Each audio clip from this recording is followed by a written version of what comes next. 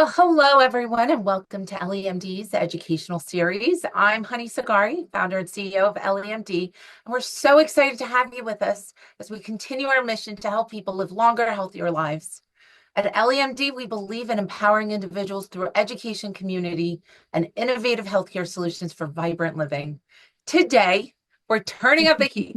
An intimacy expert to millions, she is a champion and advocate for all those who desire intimacy and passion.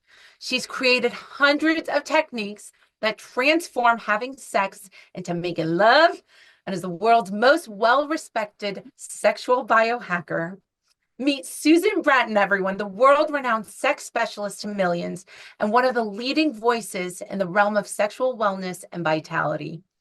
As a sexual biohacker and advocate for lifelong passion, Susan has created hundreds of transformative techniques to turn having sex into an art of making love. She's the co-founder and CEO of Personal Life Media, the powerhouse behind the Better Love brand, where she offers heart-connected lovemaking techniques, bedroom communication skills, and sexual regenerative therapies. Susan works tirelessly to increase people's sex span. That is how long they can enjoy vitality and intimacy and connection. She's a sought-after speaker, often seen on ABC, CBS, the CW, NBC, and is the #1 downloaded podcast guest in her field. A best-selling author of 44 books and programs. Wow, Susan. Susan has spent over 2 decades empowering millions to master pleasure techniques, enhance bedroom communication, and unlock their full sexual potential. Today, Susan joins us to share her expertise on how extending your sex span increases your health span, hormones' impact on libido and arousal, her own personal PT-141 arousal experience, and the top 3 intimate wellness pleasure tools. Susan, welcome, welcome, welcome. We're so excited to have you. Thank you for Oh, being hon, it's so good to be here. My pleasure. And thank you so much for having me to talk about things like sex span and peptides and ageless sexuality. It's interesting. One of the things that you'll find if you look at a lot of longitudinal research is that people who maintain their intimate pleasure and connection live a longer, healthier, and definitely happier life.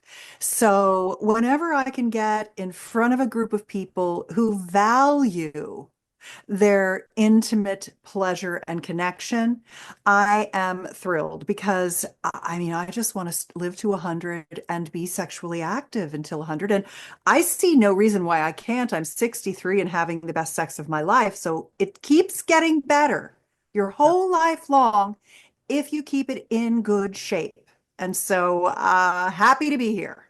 Thank you. Well, thank you for being here. We love having you. I mean, this is a community we build around educating, so it's really special having you here. But we Mhm. know that you are the intimacy expert. Before we get into all the juicy details, can you share with us what inspired you to get into this and make a career out of this? And what exactly is sexual biohacking? Can you share with us?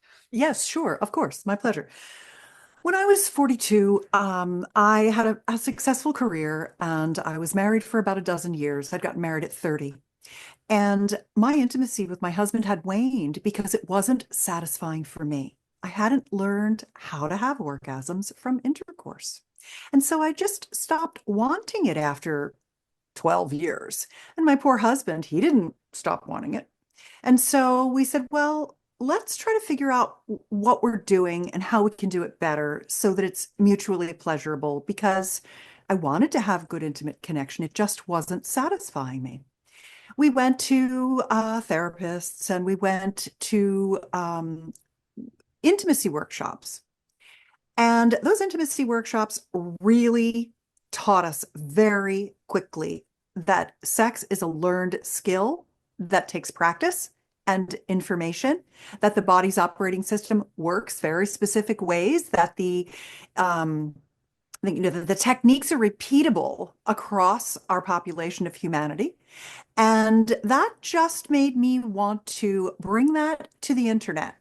Most people that are in the business of sexuality they are sexologists, they're therapists. So what they do is they sit with a client and they kind of unwind issues and solve problems. But I'm kind of the other side of that coin, where my title is Intimacy Expert to Millions, the 44 books and programs that I've published, 34 of which I've written, 10 of which are the work of my mentors who have techniques and constructs that are learnable, sensual, pleasuring skills. And what I do is I write passionate lovemaking techniques, bedroom communication skills, and I teach people how to keep your genitals in good working order so that you can extend your sex span, which extends your health span. So I'm kind of the plus up. I'm writing the sexy techniques and the bedroom communication and things like that. Oh, I love it. So, Susan, maybe other people may not know how I met you. I was at APRM a couple years ago, and we're coming on, I think it was 3 years ago. We're coming on APRM tomorrow. It starts again. And I see Yeah. this gorgeous, beautiful blonde. Oh, Like, who is she? And I come and I approach you and I have this conversation with you and you told me your age and I was just blown away. I was like, "Okay, wow, I thought you were in your early 40s. You look so gorgeous and beautiful. thank you. Can you tell us what your key to longevity and beauty and vitality? Can you share it with us, your secrets? Sure. It's a combination of things. Sexual biohacking is really what I do, and longevity, biohacking and sexual biohacking.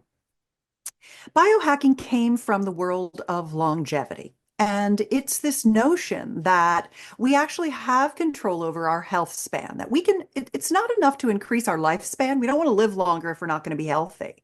Let's live a longer, healthier, happier life.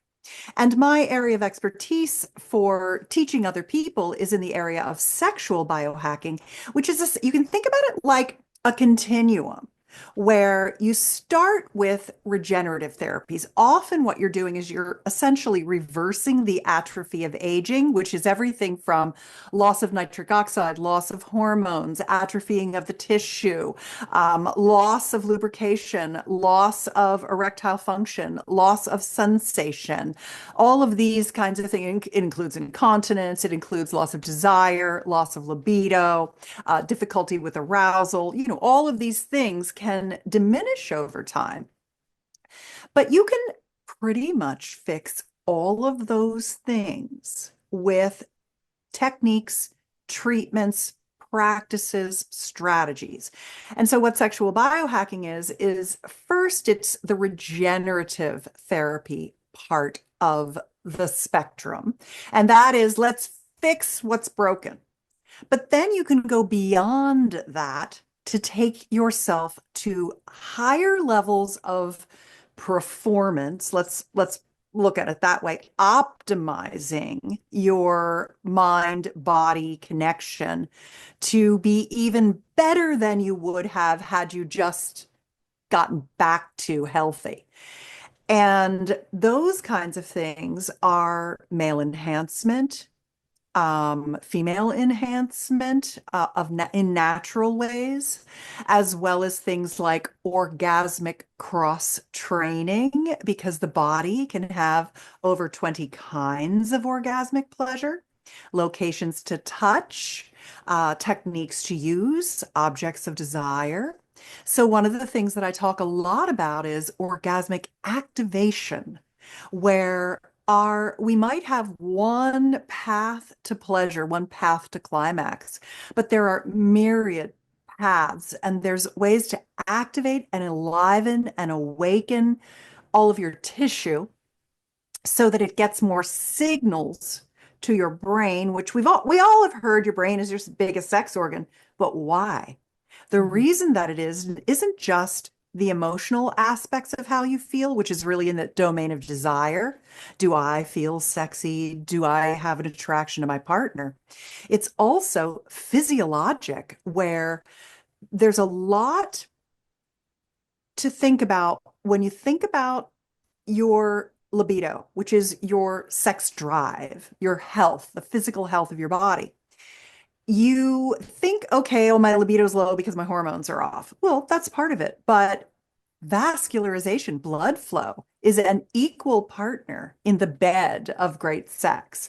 And we lose blood flow and the ability to push that blood around in our body. That shrinks our genitals.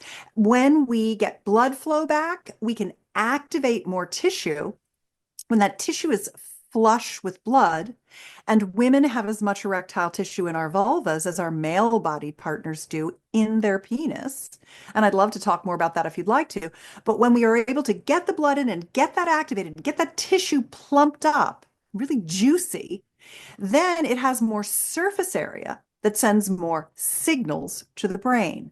And you might start off with those signals being attenuated, that you might touch a part of your body and say, oh, I feel pain, or it hurts, I feel shame, or it feels numb, I can't really feel it. You can change that through loving touch to pleasure. And then when it's plump and it's activated and the blood is flowing and the hormones are coursing through your body, it's sending massive amounts of signals to your brain, and your brain's going, oh, wow, this feels good. And then you're having even better orgasmic pleasure. And especially when you do that in the evening before bed and you oxygenate your brain and you lower your cortisol by increasing your oxytocin, you are getting a better night's sleep, more recovery, waking up fresher. These are just some of the things that happen when you have pleasurable, satisfying lovemaking. So that's what sexual regenerative therapy all the way to sexual biohacking is. Things, everything from using nitric oxide supplementation, vacuum erection device, using peptides, using acoustic wave like Gaines wave technologies, PRP, exosomes, stem cells. All of these things can be applied to your intimate wellness. So before we do a deep dive on, all the techniques and sexual biohacking, can you maybe elaborate a little bit more on what causes low libido, whether it's in your younger years or as you get older, or is it inevitable? Will everyone experience lower libido as they get older? Can you share with us what causes it? It's multifactorial.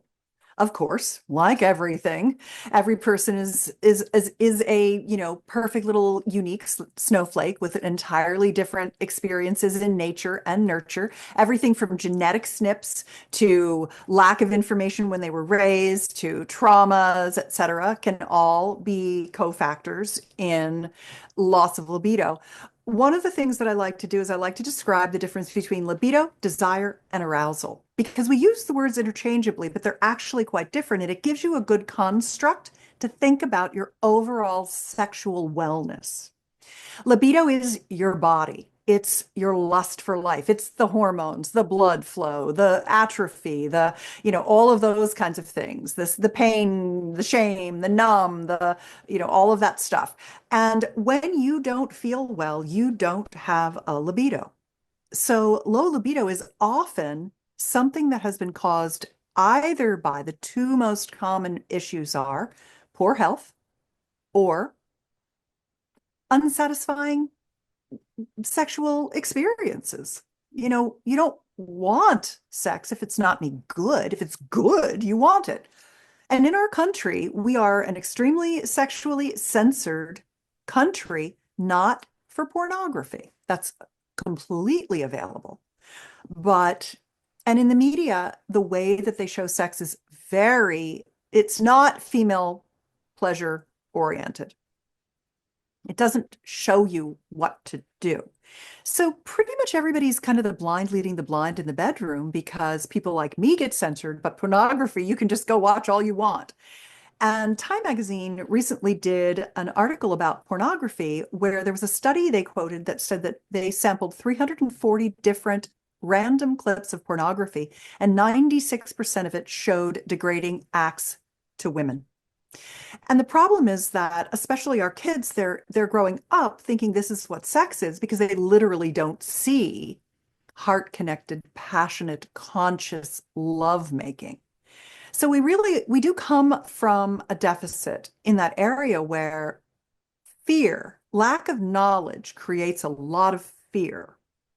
Add to that all of the kind of repressive and, pornographic imagery that we see, and it can make us afraid to have sex. It can make us afraid, or it can make us have unsatisfying sex. So you've got libido, you've got desire, and desire is the emotional body. That is, how do I feel about myself? And often, especially women, we have body image issues because we're estrogen dominant. Our male partners are testosterone dominant. Testosterone is the molecule, the hormone of confidence, of drive, of single-minded focus, of conquest, of confidence. And testosterone dominant human beings tend to walk in this world feeling safe. Estrogen dominant human beings, women, female bodied people, we don't walk in the world safe. We have a multitasking, highly activated reticular activation system that makes us looking around all the time, keeping our eye on everything to make sure that we're safe. And it's a molecule of judgment. It it's judgy to keep us safe. Is that going to hurt me? Is that friend or foe? Is this a safe place for me? But the problem is that it also makes us judgy about everything, including ourselves and how we look. So we actually think we look worse than we do, which also impacts our desire. If we don't feel desirable, or we have issues of self-worth, we don't have enough self-love. These can also impact what we're doing. So once you begin to have compassion for yourself and your partner, once you realize that nobody taught us nothing, we need to go learn it.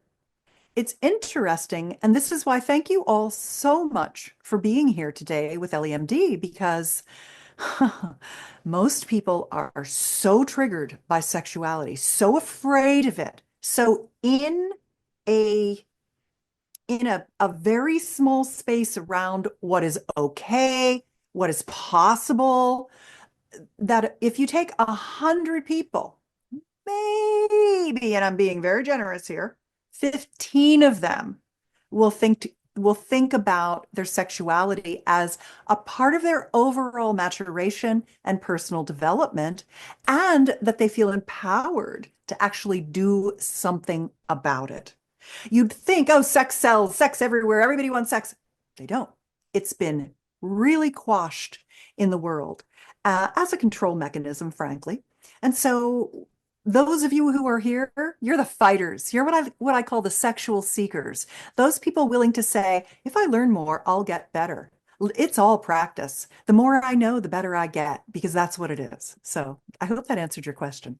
No, that was wonderful. I've never Good. heard it quite said this way. Libido, there's desire, and the different Arousal, that's a and whole arousal. different category. I want to go into that in a minute a little bit more because I think that's huge, especially when we get to PT 141. That's where I want to kind of save the arousal piece Okay. because that's what PT 141 is super good for. It's made for that. Hmm. I love that, but I'm glad you broke it down.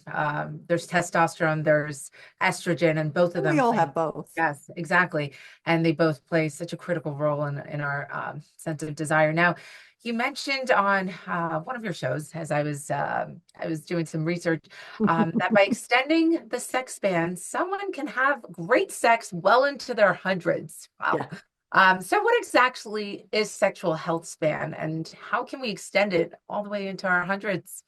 Yeah. Well, your sex span is the time of the percentage of your life where you are sexually active. And many people think that, okay, well, once I'm 40, I'm going to be decrepit, or 50, I'm going to be, old and I'm not going to want sex anymore. And that's not true at all. If you are healthy, if you eat well, good nutrition, good sleep, and good blood flow, which comes from working out. High intensity interval training and strength training are the two biggest friends you have for extending your sex span. So it's so simple. It's like everything else. Those are the longevity, like the three pillars of longevity. So, the better your mitochondria function, the better you're going to have sex longer. And there are a couple of things. One is this mindset that I talked about earlier, the mindset that I'm not going to give up my sexuality. Not only that, I'm going to keep making it better. I can make it better and better and better. I can just keep learning new skills, new techniques, and having new erotic adventures, trying new toys and tools, doing regenerative therapies, and keep myself in good working order. So that's really the answer, is that it's up to you to safeguard and to support your health with intention. It's intentional pleasure. And we need more pleasure. Pleasure is the antidote to stress. Pleasure is a part of why we're on this earth. And the pleasure with ourselves and the pleasure with our loved, our beloved, and our connection to source, to all of us can come through ecstatic bliss experiences. Mhm. I love that. We've had tens of thousands of patients now lose tons of weight, 30 I pounds, love that. 100 pounds, with either GLP-1 products or different, exercise routines or a combination of different therapies. And that's the number one thing that they report. My sexual desire has gone up. So I wonder, do hormones play a role in that? Once you lose the weight, your hormones adjust. What exactly happens besides, you said blood flow. Well, now there's Yeah. better blood flow when you lose the weight. What Mhm. other key things happen as you lose weight? And yeah, maybe you could elaborate a little bit more on that. Yeah. I don't I don't have the ability right now. I didn't know you were going to ask me that, or I would have read some studies to see about that. No worries. But anytime weight is lifted off your shoulders, you feel lighter, more alive, less dragged down. Your systems work better, your functions work better, you feel better about yourself, and all of those things contribute to improved libido.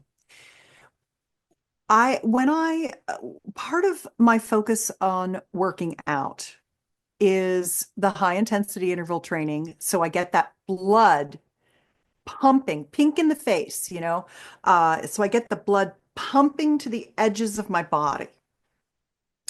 The genital structures, a lot of people are very familiar that they would say erectile dysfunction is the canary in the coal mine.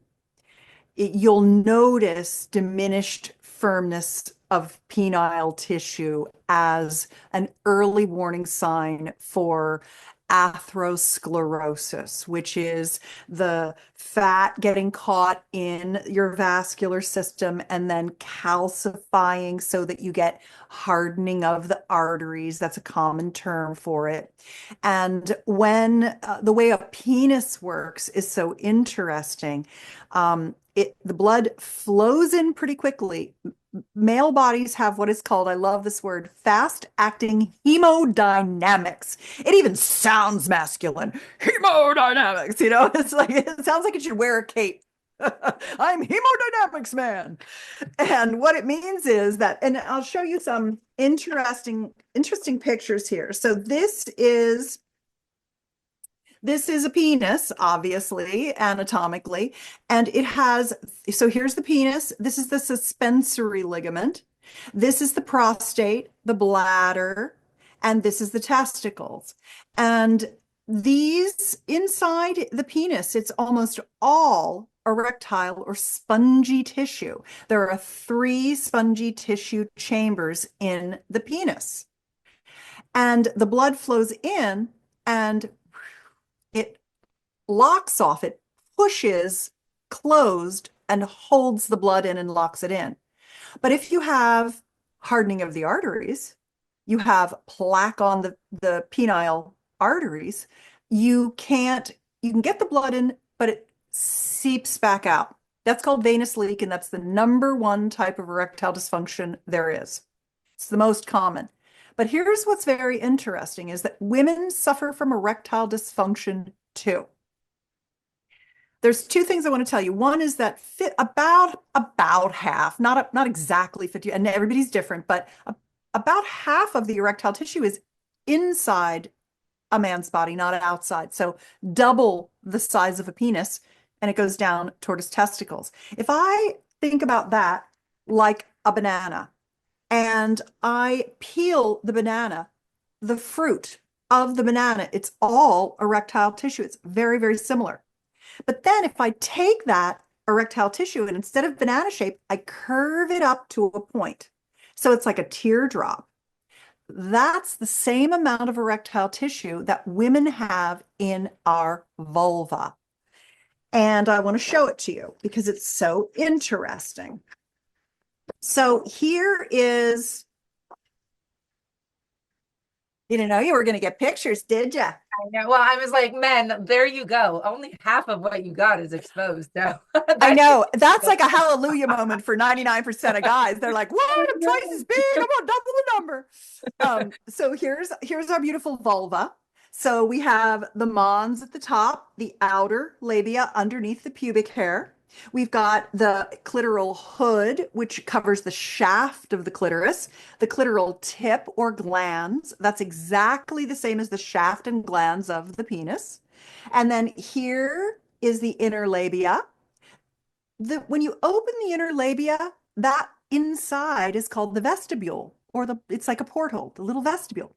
What's in there is the urethral exit where your pee and your female ejaculation come out, and the introital sphincter, the opening to the vagina, which is a little round muscle.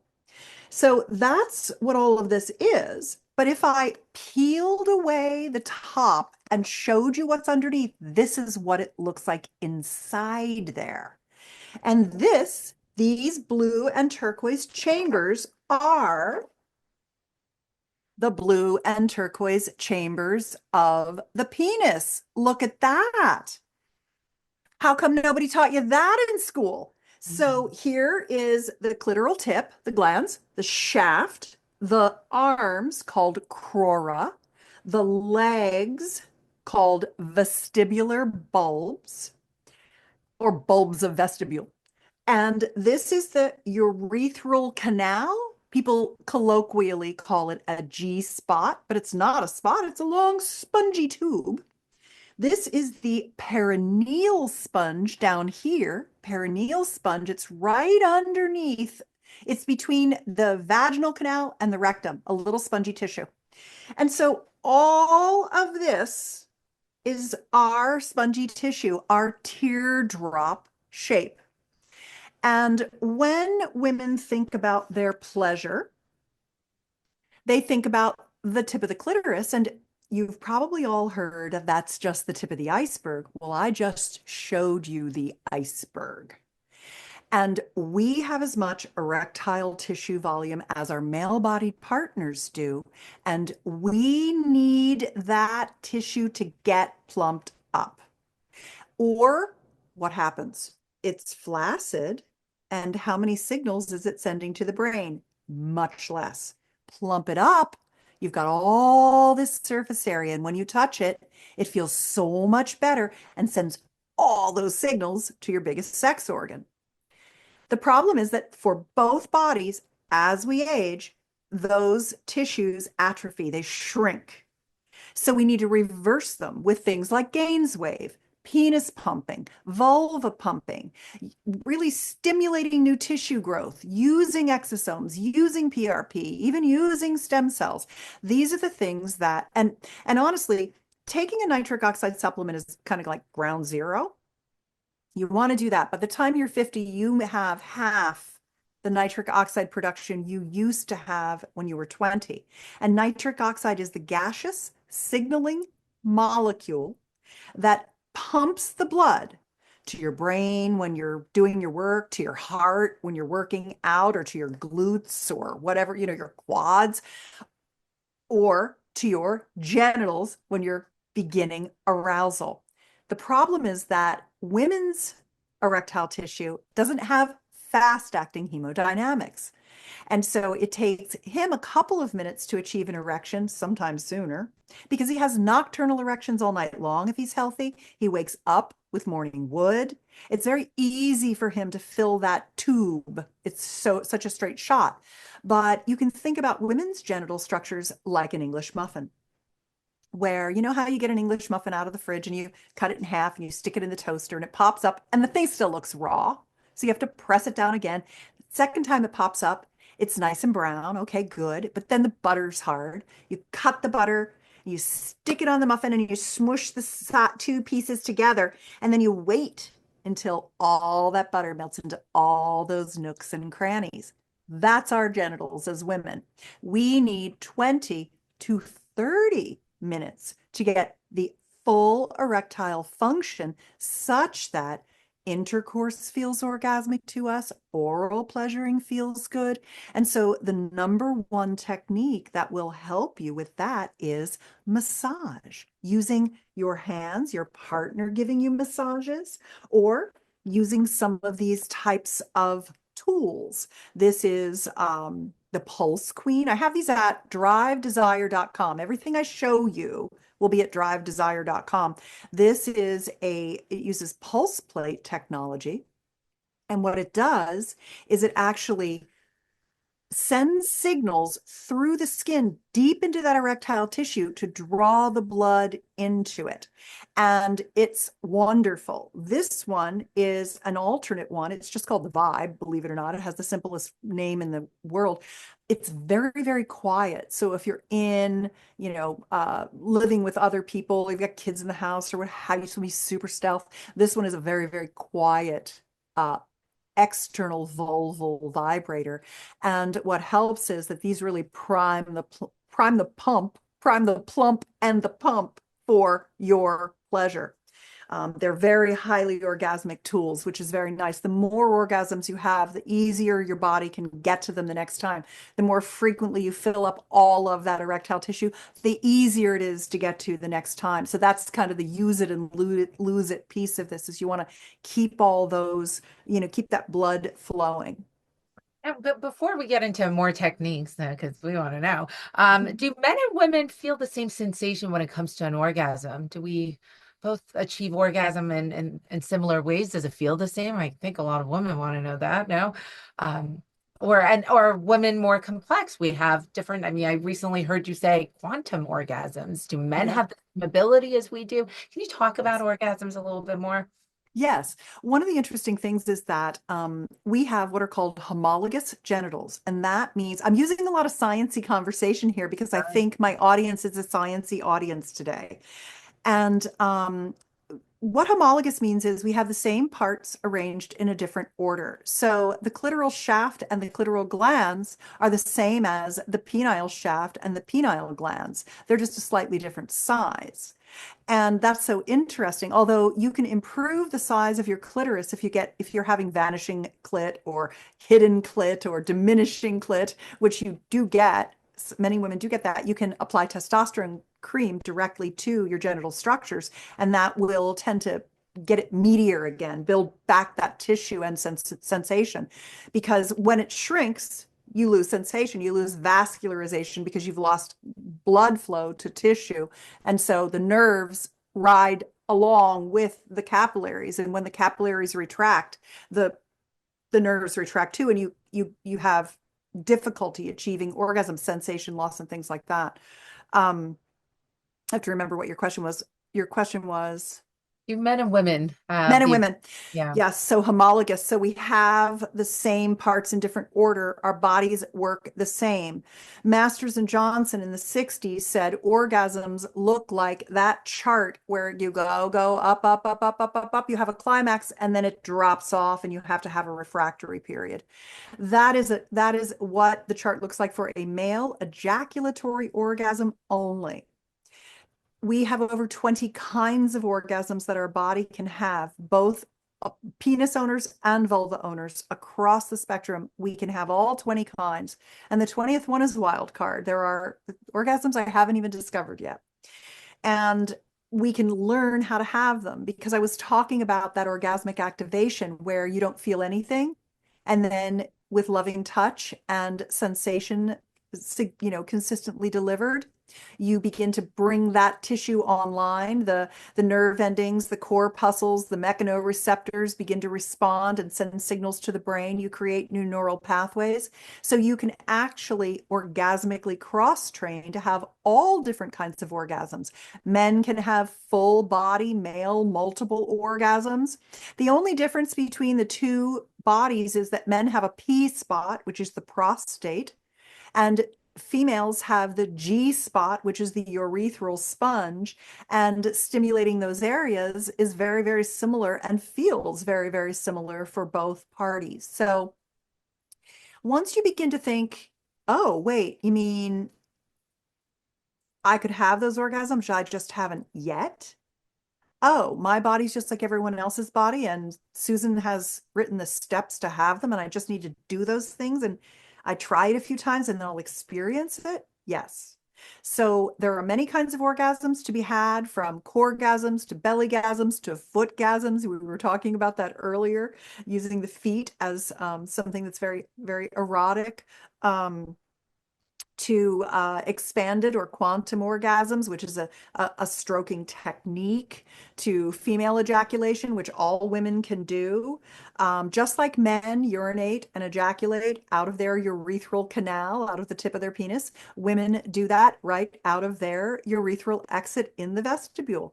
There's a little muscle at the top that closes so the bladder stays in the urine and the blood flow can recruit down into the Skene's glands. Here's what it looks like. I have a picture. Let's see where it is. This is, okay, remember this little tube that I was telling you about right here?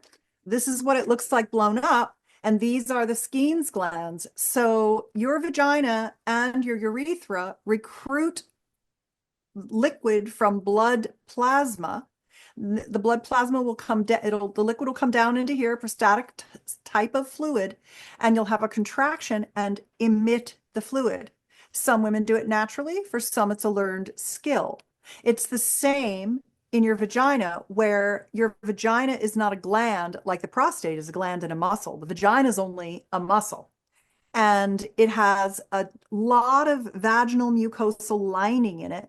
And when you get turned on and you get the blood flowing into your pelvic bowl and your erectile tissue starts to swell, blood flow is recruited down into the vaginal mucosal lining. It seeps through the lining, and that's where the lubrication comes from. So as your nitric oxide declines, as your hormones decline, the tissue, as you lose estrogen, the tissue in the vagina, the vaginal mucosal lining, thins, which gives you laxity. It makes it feel like it's more open. You lose pelvic musculature as you age, and you have lubrication loss from lack of nitric oxide production. So when you replace hormones, when you do hormone replacement with estrogen, progesterone, testosterone, and you also take a supplement for nitric oxide. And by the way, you can eat leafy green vegetables, beetroot, dill, cabbage, all kinds of things. That's what your body converts to nitric oxide through a nitrate to nitrite to nitrate to nitric oxide pathway. We have multiple redundant systems in our body. The problem is that we have less nitrites in our food supply than we ever have with industrial farming. So even if you're eating your veggies your leafy greens every day, it is very hard to keep your nitric stores topped up. So nitric oxide supplementation is helpful in addition to hormone replacement. Yeah, I recently read even mouthwash diminishes nitric Yes. oxide reserves. Mouthwash and acid blockers, Tums and Oh my gosh, all of those things, they wreck that system. that's what I've heard. Wow. So Susan, you've had your own experience and you're a huge advocate of HRTs. We talked about it Yeah. briefly before the call started. Can you share with us your experience with HRTs and which ones should patients take, or what are your thoughts around HRTs? Let's start Yeah, there. sure. Well, I'm kind of an outlier. And sometimes I hesitate to mention this because it infuriates people, which is weird. But people are, people have very strong opinions about things, including hormone replacement. I've been replacing my hormones for a couple decades. In my 40s, I began to replace my progesterone and estrogen. And I use Biest, which is two kinds of estrogen, estriol and estradiol. Estrone is the third major hormone, and that's the one that's the breast cancery one. No one replaces that. You want to increase your ratio of the two good ones so that the third one is diminished and balance it with progesterone. I personally use intravaginal compounded Biest cream in my vagina. And I actually use it's in jojoba oil, believe it or not. That's what my compounding pharmacy does. They put it in jojoba oil. I like that because the carrier creams have a lot of petroleum products in them. And if I wouldn't put it in my mouth, I wouldn't put it in my vaginal mucosal lining. Like, what? So I like estrogen, and I also use testosterone. And I also use testosterone.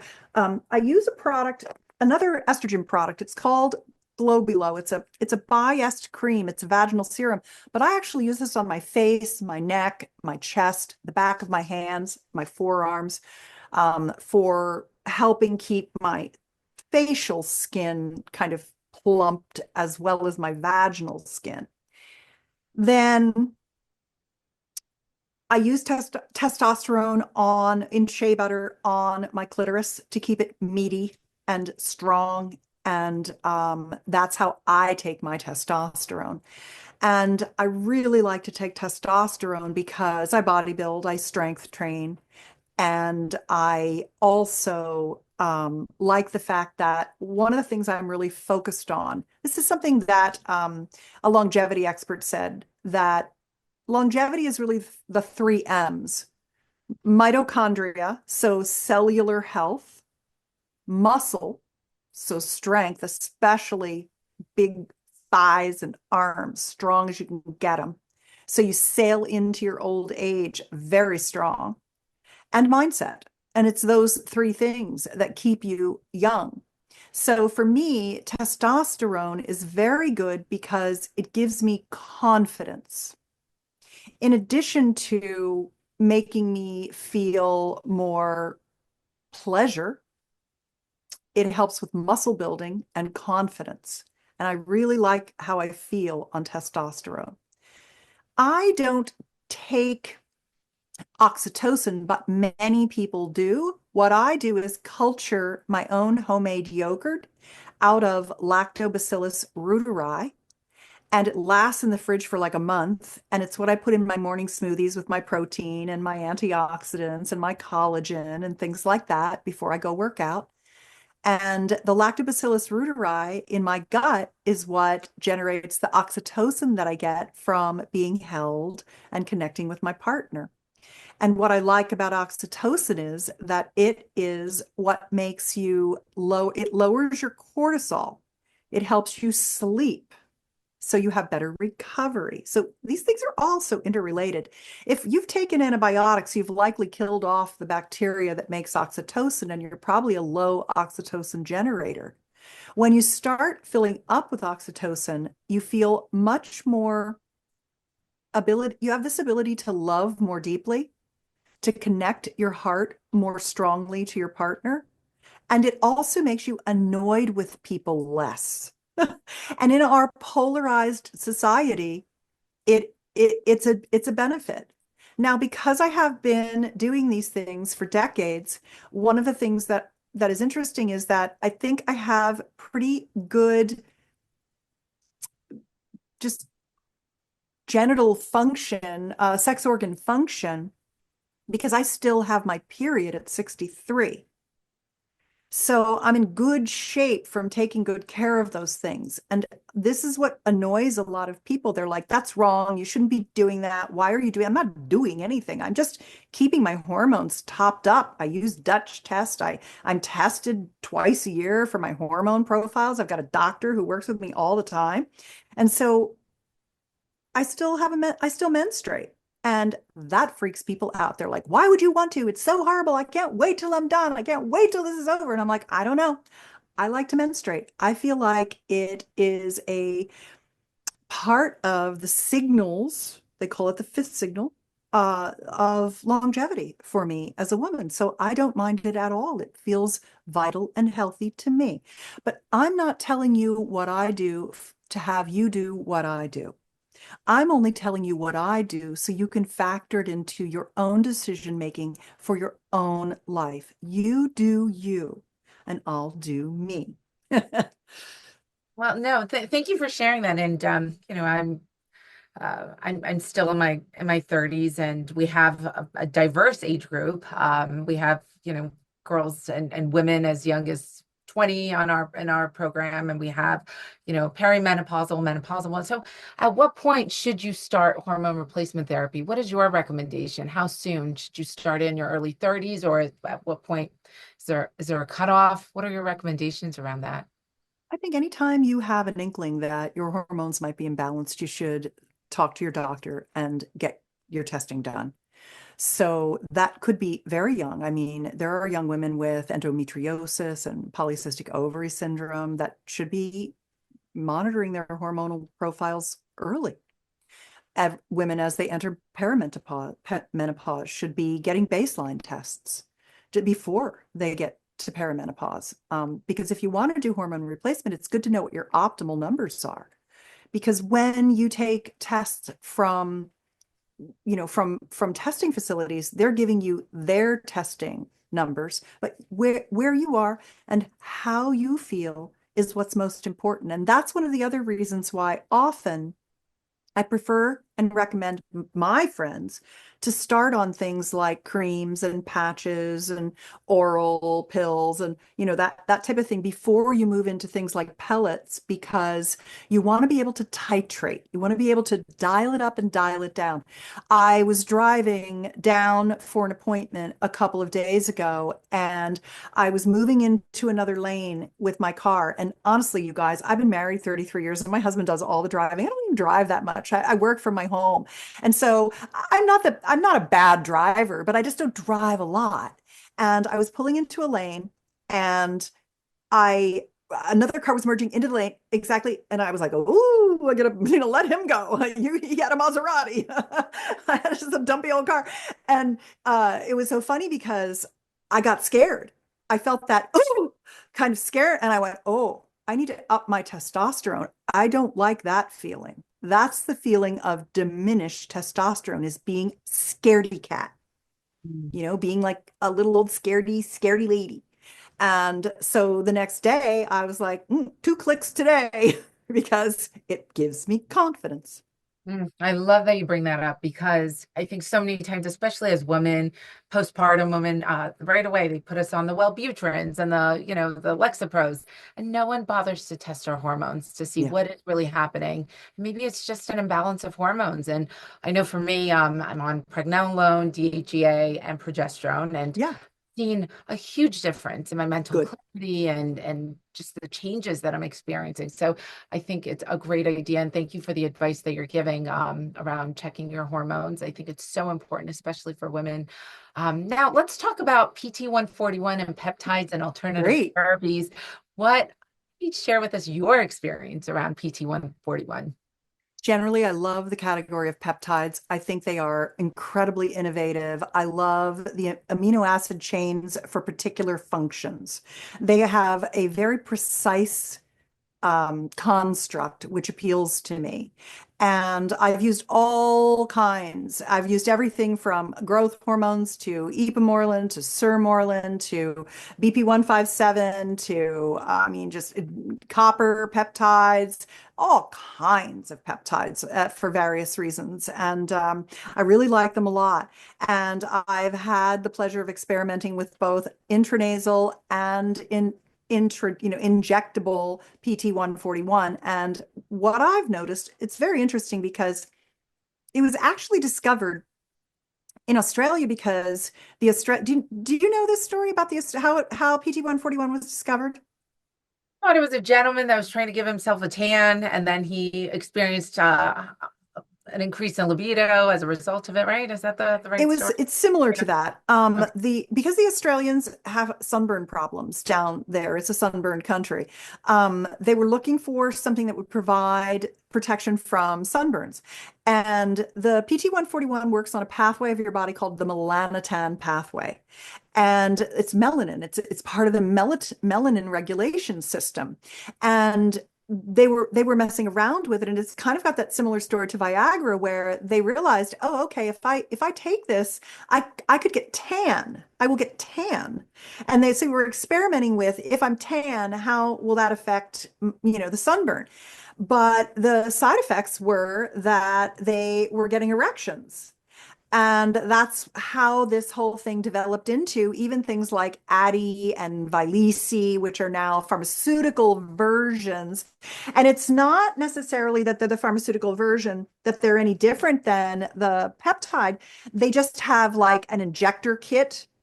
That's what the patent's actually on, is the injection pen of it, not necessarily just what the peptide is. So that's quite interesting. What I think is the most interesting thing about it is, remember, and I purposefully spent some time talking to you all about erectile tissue and how we have, if I put a woman's erectile tissue in this hand and a man's erectile tissue in this hand, they'd weigh the same and they'd cover my hand.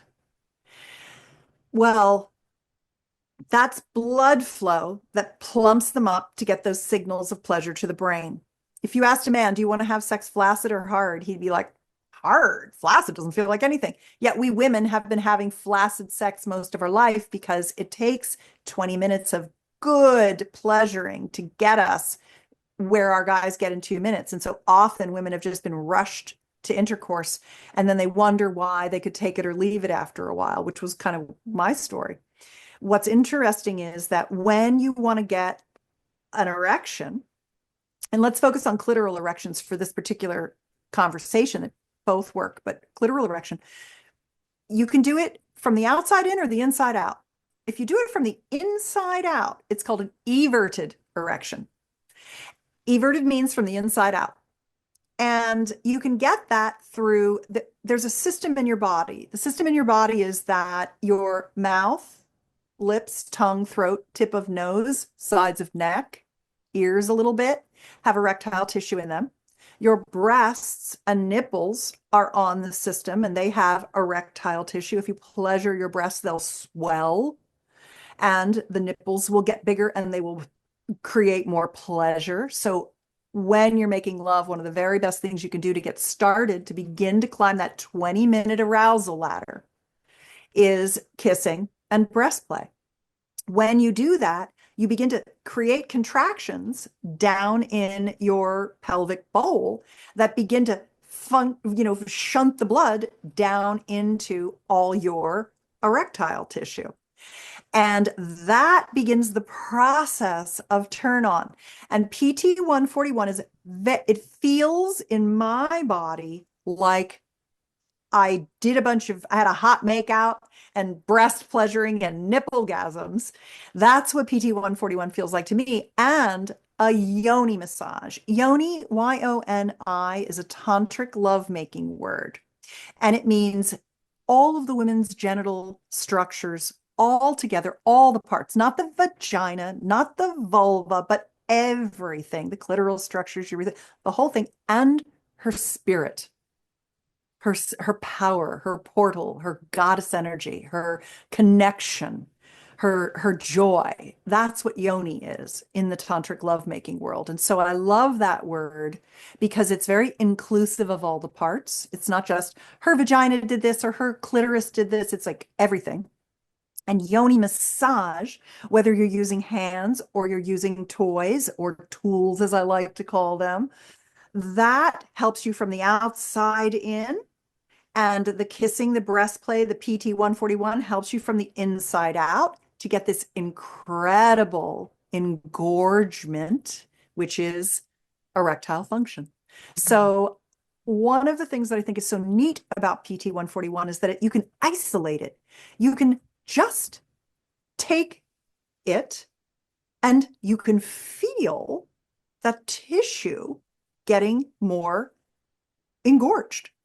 And it helps you because you're feeling tissue that's getting engorged from the inside out. And you can begin to have, there's a word for understanding what you're feeling in your body. It's called interoception. I was just reading a clinical study where they studied interoception, the ability to feel what's happening inside yourself as one of the keys for women who have more satisfying sex. Women who were more in touch with what they were feeling in their body reported more satisfying sex. And I'm like, well, I could have told you that, but thanks for the study. So what's nice about PT 141 is you can kiss, you can breast pleasure, you can have a yoni massage, and you can take PT 141 and you can just blow that thing up. And then you have the most incredible orgasms from it, which is really, really fun. And the more that you become aware of it, the more you send that information to those neural pathways, the easier it is to replicate it, even if you're not doing PT 141. So think about it as something that helps you and with interoception, identify those deep genital structures so that you can find them again in your felt sense. Mm. Can you explain what makes PT 141 different from other treatments aimed at enhancing intimacy, libido, sexual pleasure? Nobody really understands yet how the melanotan pathway works to trigger this arousal. Even the pharmaceutical manufacturers don't know how it works, just that it does work.